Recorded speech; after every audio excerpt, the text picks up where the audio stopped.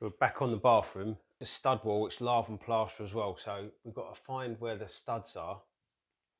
And then I'm going to put some ply about here and about here for where the towel rail mounts. Because if you imagine trying to mount into lath or lime plaster and hang a radiator off it, that's just mental.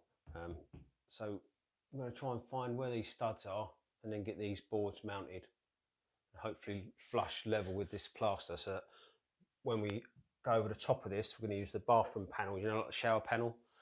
That's going to go straight over the top of this. So my theory, my idea is I'm going to get some ply and then set it so it's flush with this plaster, so that when you put the towel rails on it and then screw it up, it doesn't pull the board in, so you get like that bumpy sort of thing. I want it to sit flat. But that's the plan. Let's see if we can get away with it. First thing I want to do is I want to find where these studs are. I know this is a lath and plaster wall, but even with normal plasterboard, you'll have fixings. So there'll be nails or screws which fix this to the actual studs. So you can get stud finders and all that, but I mean, this lime plaster is going to be quite thick, and they don't really work too well because it's a lath and plaster wall as well. So if you're trying to find timber, there's loads of it. There's loads of little laths going all the way across this, so the whole thing's timber. So the best method I've found is probably the simplest. Just 2 magnets and something flappy. This is a bit of toilet roll. And then what I'm going to do is just run this across, and what I'm looking for is where it moves.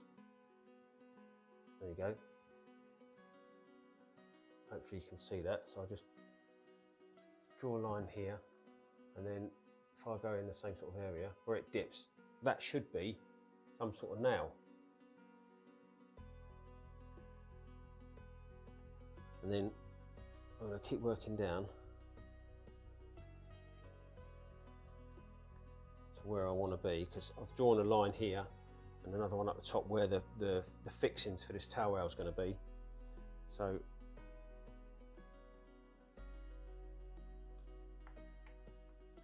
I can find where the studs are.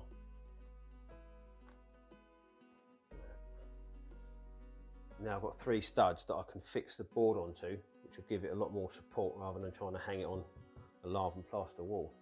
What I've done, I just marked halfway up, and I'll put this up and draw them around it.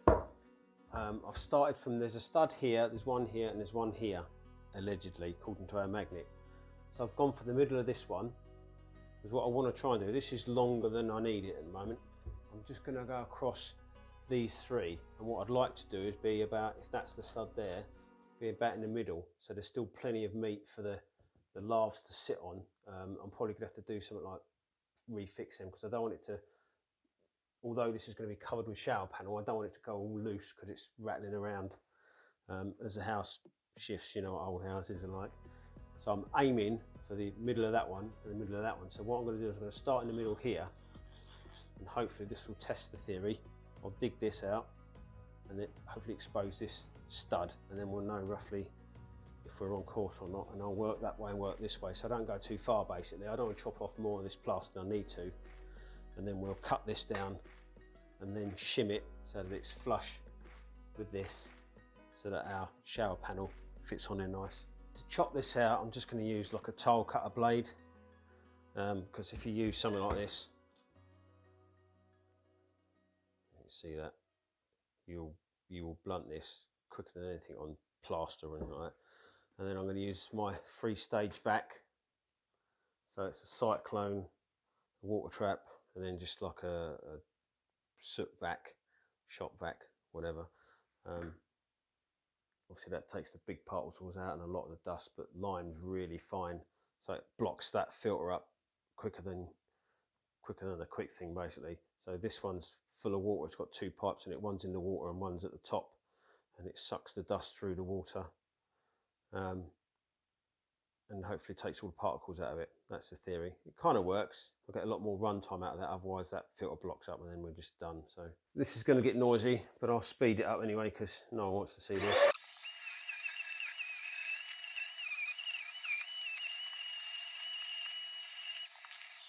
Just to give you an idea of how thick this stuff is, just under an inch, 25mm thick.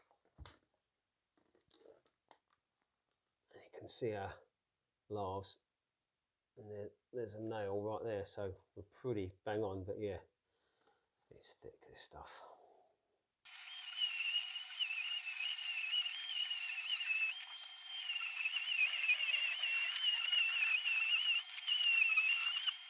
I've almost got this cleaned out, but I thought I'd just show you this.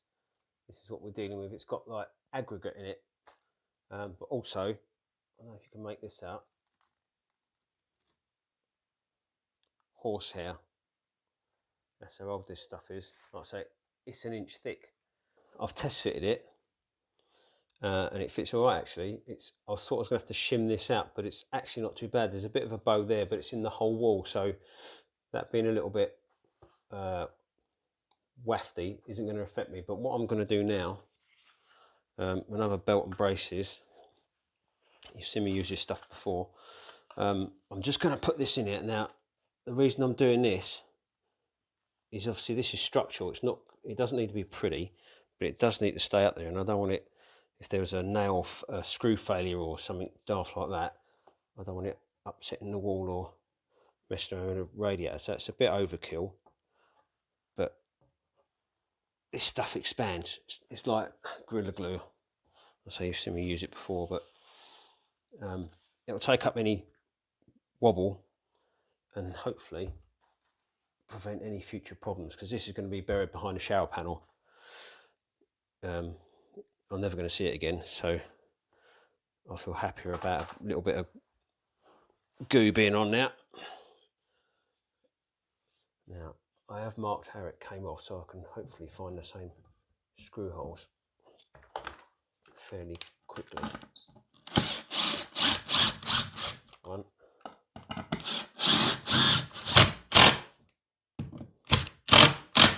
I've countersunk the screw holes because I don't want them sticking out and throwing the shower panel off the wall.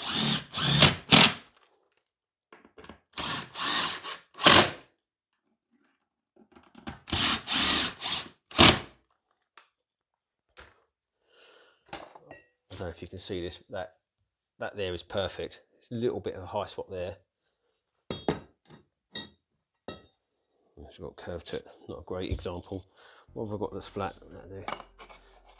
So yeah, a little bit of a gap at the bottom. Now what I'm going to do now is, obviously this edge is now weak. Lime plaster, I hate the stuff, but it gets really brittle and crumbly as it gets older. So I'm just going to get a foam gun, normal expanding foam, and just fill all this hole in. And then when it goes off, I'll trim it flush, just to keep this edge, just to stabilise it a little bit, because you can see, look, you've got a little bit of movement there.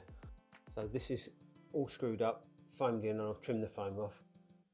Remember, it doesn't need to be pretty, it just needs to be functional. So now I've got quite a lot of possibilities where I can mount this radiator, rather than having to aim for these studs here, which the mountings for this tail rail don't line up with that anyway, and I want it over in this corner out the way, so the units that are going to go that side. So now I've got a lot more possibilities where I can mount it up and down, left and right.